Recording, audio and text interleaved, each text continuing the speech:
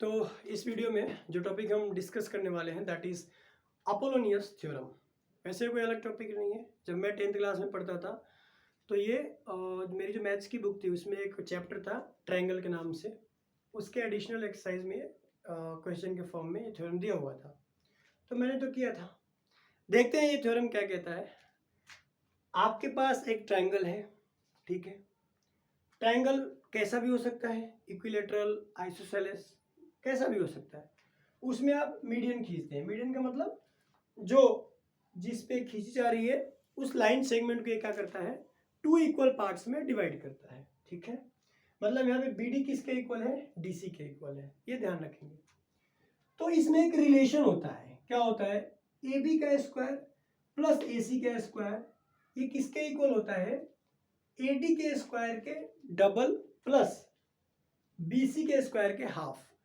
मतलब ये अगर AD का स्क्वायर करें उसका 2 गुना लें और उसको ऐड कर दें किसमें, BC के स्क्वायर के आधे में, हाफ में, तो ये किसके इक्वल आएगा, AB के स्क्वायर के प्लस AC के स्क्वायर के। इसी को हम क्या बोलते हैं, अपोलोनियस थ्योरम। बहुत इंपॉर्टेंट है, वैसे ज़्यादा डिफिकल्ट नहीं है। अगर आपको पाइथागोरस थ्योरम अच्छे से आता है तो आप इसको प्रूव कर सकते हैं। ओके, तो देखते हैं इसे हम कैसे प्रूव करेंगे। यहाँ पे मैंने एक रफ स्केच बनाया ट्रायंगल का। यहाँ से मैंने कोई मीडियन खींच दी। ये है ABC और ये क्या है D। अब ध्यान देंगे पाइथागोरस थ्योरम हम तभी अप्लाई कर सकते हैं जब हमें राइट एंगल ट्रायंगल मिले। तो अपने मन से हम क्या करते हैं, ए जो वर्टेक्स है उससे हम यहाँ पे एक परपेंडिकुलर ड्रॉ कर देते हैं, जो ये क्या है M। अब हमारे पास क्या हुआ, राइट एंगल ट्रायंगल्स आ गए। एक नहीं, हम इसमें जो यूज करेंगे वो 3 ट्रायंगल्स, जो राइट एंगल ट्रायंगल्स हैं उनको हम यहाँ पे यूज करेंगे to prove this particular theorem या रिलेशन। ओके, किसी भी रिलेशन को प्रूव करने के लिए ज़्यादा कन्वीनियंट ये होगा कि आप एक साइड को लें और इसको सॉल्व करते करते यहाँ तक पहुँच जाए, तो हो गया प्रूफ, ठीक है। तो देखते हैं, यहाँ पे मैंने क्या लिया, LHS, लेफ्ट हैंड साइड मैंने ले लिया, जो किसके इक्वल है, AB square plus AC square के इक्वल है, ठीक है। अब देखेंगे जो ट्रायंगल है, राइट एंगल ट्रायंगल, कौन सा, AMB। कुछ नहीं करना, आपको जो यहाँ पे दिया हुआ है ना उसी के अकॉर्डिंग काम करना है, ठीक है। तो इसमें हम पाइथागोरस थ्योरम अगर अप्लाई करें तो हम क्या लिख सकते हैं,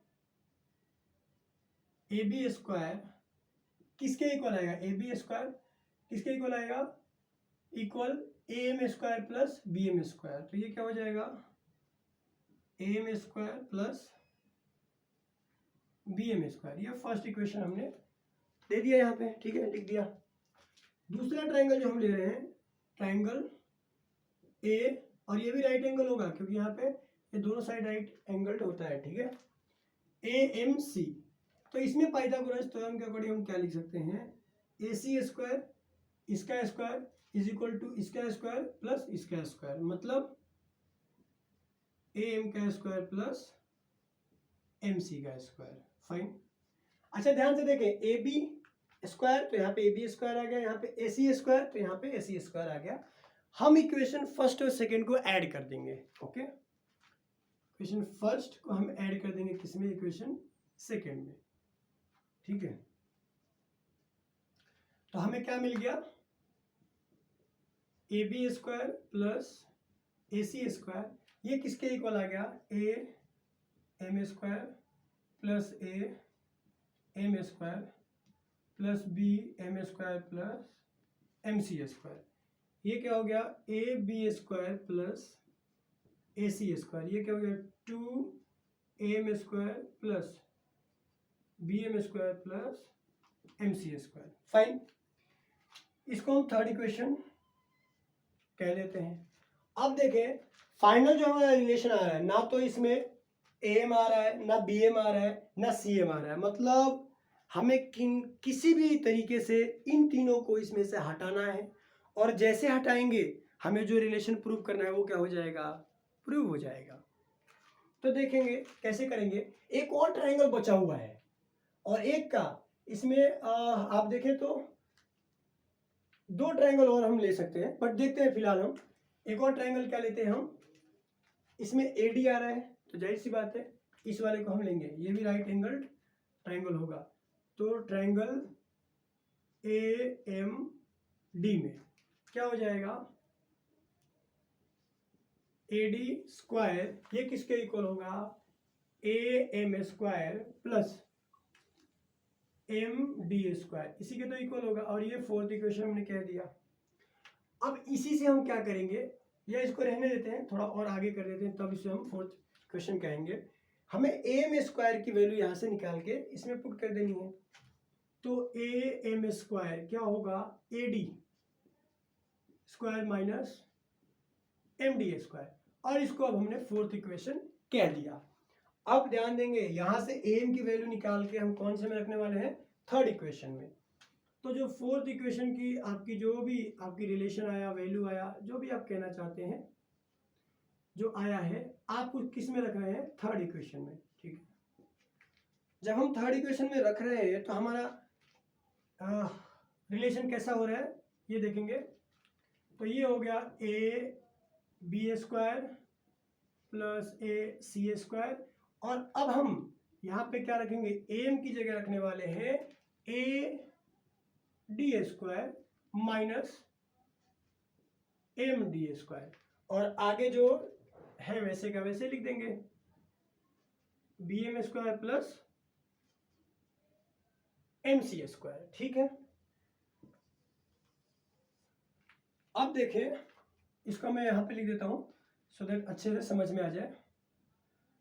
AB square plus AC square, ठीक। अब यहाँ से देखिए ये क्या हो गया, 2AD स्क्वायर, मतलब हमें जो चाहिए देखिए धीरे धीरे बन रहा है, 2AD square minus 2MD square, और प्लस क्या है BM square plus MC square. ठीक है, अब देखें यहां से एक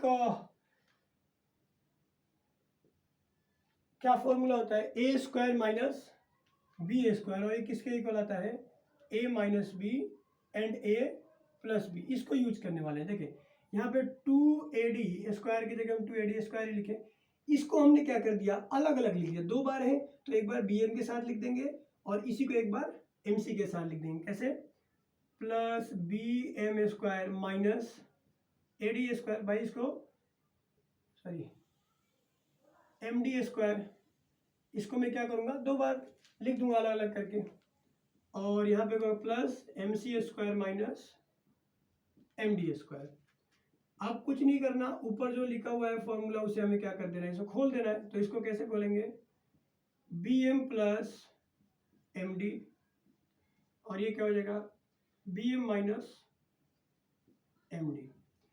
इसको भी हम वैसे ही खोलेंगे तो ये क्या हो गया MC प्लस MD, और ये क्या हो जाएगा MC माइनस MD। ठीक, ये क्या हो गया 2AD square plus BM plus MD, तो इसको मैं क्या लिख सकता हूँ, BD लिख सकता हूँ। तो ये क्या हो गया BD, और ये क्या है BM माइनस MD, प्लस यहाँ पे देखेंगे MC प्लस MD, और अब देखें MC यहाँ तक है, उसमें से हमने MD को लेस किया तो हमारे पास क्या बच गया DC, ये क्या हो गया DC।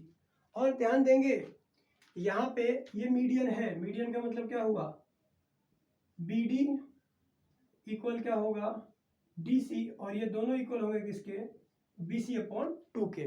ठीक है, तो हम क्या करेंगे, ये तो ऐसे का ऐसे ही लिखते जाएंगे क्योंकि ये चाहिए हमें। BD की जगह हम क्या लिख सकते हैं BC/2, और ये हो गया BM माइनस MD, प्लस ये क्या है MC प्लस MD, और यहाँ से DC को हम क्या लिख देंगे BC/2। ये किसके इक्वल आ गया AD square.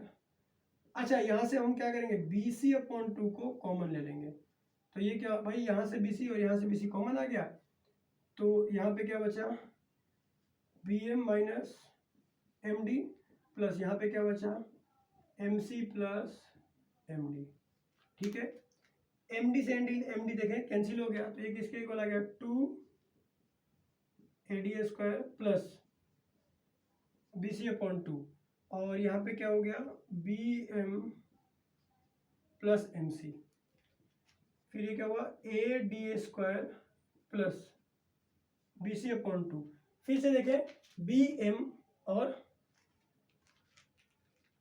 M C, B M और एम सी, तो ये किसके इक्वल आ गया बी सी के इक्वल आ गया। तो फाइनली हमारे पास जो मिला है वो क्या मिला ए बी स्क्वायर, देखिए इसी के तो इक्वल सब चल रहा है ना, A B square plus A C square, इसके इक्वल क्या मिल गया 2 A D square plus B C square upon 2, और यही हमें क्या करना था प्रूव करना था। ये ज़्यादा डिफिकल्ट तो नहीं है, पाइथागोरस थ्योरम अगर अच्छे से आती है तो आप यहाँ तक पहुँच सकते हैं। कैलकुलेशन थोड़ी हार्ड हो सकती है, बस मैथ्स के बेसिक लॉज को आप ब्रेक ना करें। अगर आप बेसिक लॉज को ब्रेक नहीं करें तो आपका आंसर आ जाएगा। ठीक है, जो भी मैथमेटिकल लॉज हैं उनको ब्रेक ना करें और आप अपने आप पे भरोसा रखें, अपने कैलकुलेशन पे भरोसा रखें, you will surely get your answer और रिजल्ट। ठीक है, अब ये तो क्या हो गया, एक फॉर्म हो गया अपोलोनियस थ्योरम का। इसको हम अलग अलग फॉर्म में क्या कर सकते हैं, लिख सकते हैं। कैसे लिख सकते हैं, तो देखें ये क्या है, ये रिलेशन भाई मीडियन है तो ये रिलेशन होगा, बीसी को ये क्या कर रहा है एडी, दो इक्वल पार्ट्स में कट कर रहा है या डिवाइड कर रहा है। तो इसी रिलेशन को अगर मैं लिखना चाहूँ तो कैसे लिख सकता हूँ, A B square plus A C square, ये इक्वल किसके होगा 2 ए डी स्क्वायर प्लस, अब बी सी की जगह मैं क्या लिखूंगा, ए डी के फॉर्म में अगर लिखना चाहूँ तो बी सी की जगह क्या होगा 2 ए डी, तो यहाँ पे मैं क्या लिखूंगा 2, सॉरी ए डी नहीं होगा बी डी, 2 बी डी और ये स्क्वायर हो जाएगा अपॉन 2, तो ये क्या हो गया ultimately A B square plus A C square is equal to 2 A D square plus 4 आएगा, 4 तो 2 से कैंसिल हो जाएगा, 2 हो जाएगा 2 बी डी स्क्वायर। तो एक फॉर्म इस थ्योरम का ये भी हो सकता है। ठीक है, और बी डी किसके इक्वल है, सी डी के या डी सी के, तो इसको हम ऐसे भी लिख सकते हैं A B square plus A C square is equal to 2 A D square plus 2